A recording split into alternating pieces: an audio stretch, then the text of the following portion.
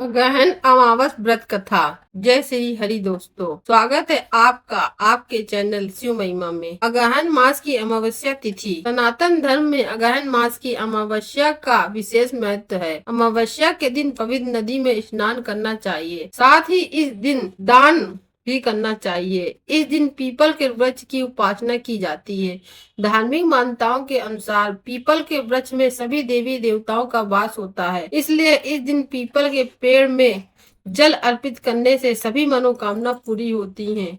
मार्गशीर्ष अमावस्या पर पितरों के लिए व्रत करने की परंपरा है। माना जाता है कि इस व्रत से पितर देवता तृप्त होते हैं। पितरों की कृपा से घर परिवार में सुख समृद्धि भी बनी रहती है। जो लोग अपने पितरों के मोक्ष प्राप्ति के लिए कुछ करना चाहते हैं, वे इस अमावस्या पर पिंड दान कर सकते हैं। इस माह की अमावस्या को उपवास रख पूजन कार्य करना चाहिए। मार्गशीर्ष को भगवान श्री कृष्ण ने अपना ही स्वरूप बताया है, इसलिए इस मास की अमावस पर बाल गोपाल का विशेष अभिषेक करें। आज की इस वीडियो में आप सुनेंगे मार्गशीर्ष मास यानी अगहन मास की अमावस्या की संपूर्ण व्रत कथा।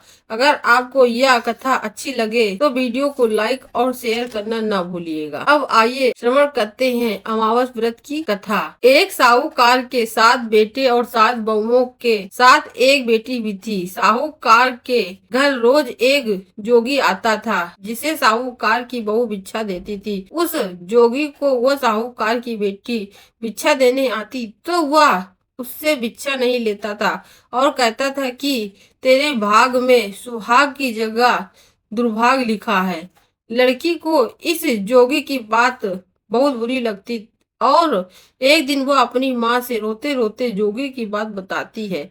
सारी बात सुनकर माँ कहती है कि कल जब जोगी आएगा तब मैं सुनती हूँ कि यह क्या कहता है और क्यों कहता है। अगले दिन फिर जोगी आता है तो साहूकारिन छिपकर बैठ जाती है और लड़की को भिक्षा देने भेजती है। जोगी उससे भिक्षा नहीं लेता और फिर वही बात दोहराता है कि तेरे भाग में सुहाग की बजाय दुर्भाग लिखा है।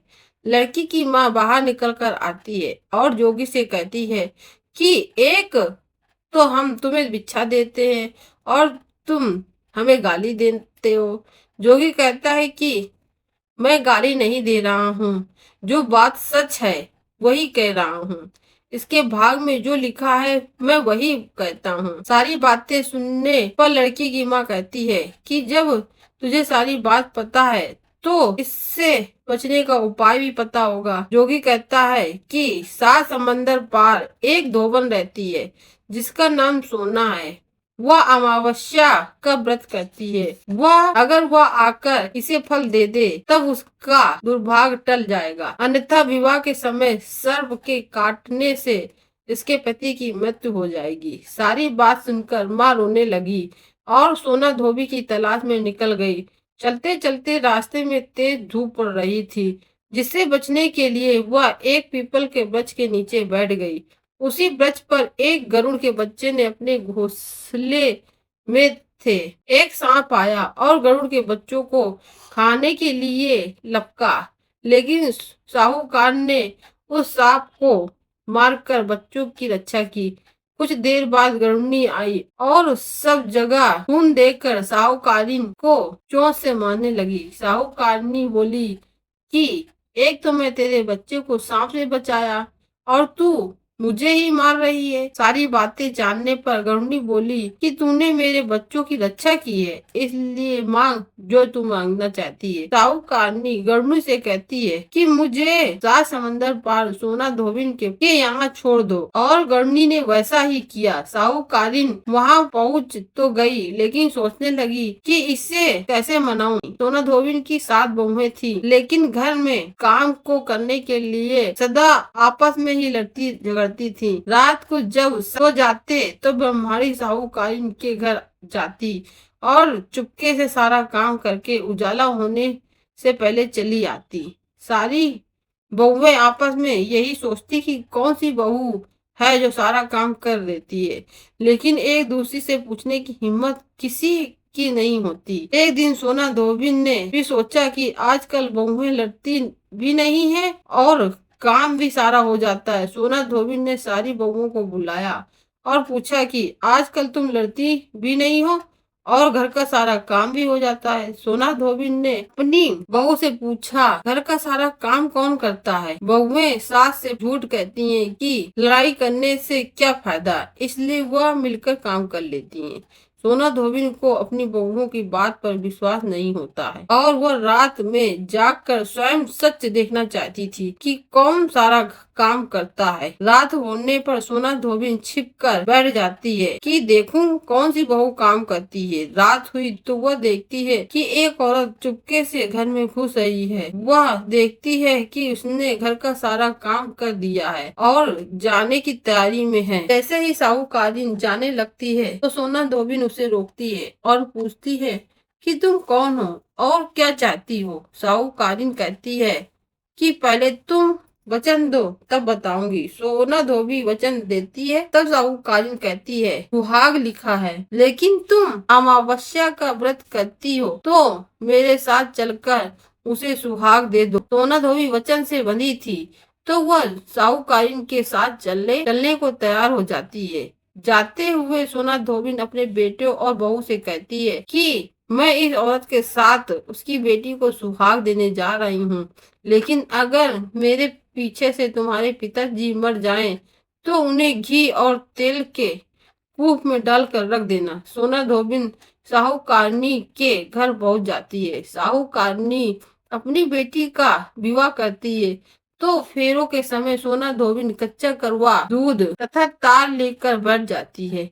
कुछ समय बाद सांप आया और दूल्हे को डसने लगा तो सोना धोबिन ने करुआ आगे कर तार से सांप को बांध लिया और सांप मर गया। अब सोना धोबी ने लड़की को सुहाग दिया और कहा कि अब तक मैंने जितनी अमावस की हैं वह साहूकार की इस लड़की को मिलेगा। अब आगे जो अमावस मैं करूंगी उनका फल मेरे पति और मेरे बेटे को मिलेगा। सभी लोग अमावस्या माता की जय जयकार करने लगे। सोना धोबी अपने घर वापस आने को तैयार हुई तो साहूकारनी ने कहा कि तुम मेरे जमाई को जीवन दान दिया है, इसलिए तुम तो जो चाहो मांग लो। सोना धोबिन बोली कि मुझे कुछ नहीं चाहिए और वह चली गई। रास्ते में चलते हुए फिर से अमावस्या आ गई। उसने पीपल के पेड़ के नीचे बैठकर कहानी कही, व्रत रखा और पीपल के पेड़ की 108 परिक्रमा की। पीपल के पेड़ की पूजा के बाद वह घर जाती है तो देखती है कि उसका पति मरा पड़ा है। रास्ते में तो अमावस्या उसने की थी। अब रास्ते में जो अमावस्या उसने की थी उसका फल अपने पति को दे दिया, जिसके प्रभाव से वह पुनः जीवित हो गया। सब कहने लगे कि तूने ऐसा क्या किया जो तेरा पति जिंदा हो गया? वह कहती है कि मैंने तो ऐसा कुछ भी नहीं किया, बस रास्ते में अमावस्या तिथि आ गई थी जिसका मैंने व्रत किया। कहानी कही और पीपल के वृक्ष की 108 बार परिक्रमा की। अब सारी नगरी में ढिढोरा पिटवा दिया। हर कोई अमावस्या का व्रत करेगा, पूजा करेगा, कहानी कहेगा और पीपल के वृक्ष की 108 बार परिक्रमा करेगा। हे अमावस्या माता, जैसा आपने साहूकार की बेटी का सुहाग दिया वैसे ही सबको देना। ये थी अगहन मास की अमावस्या व्रत कथा। आशा करती हूँ आपको ये वीडियो पसंद आया होगा। अगर आपको ये वीडियो पसंद आया हो तो वीडियो को लाइक और चैनल को सब्सक्राइब अवश्य करें। कमेंट में जय श्री हरि दोस्तों अवश्य लिखें।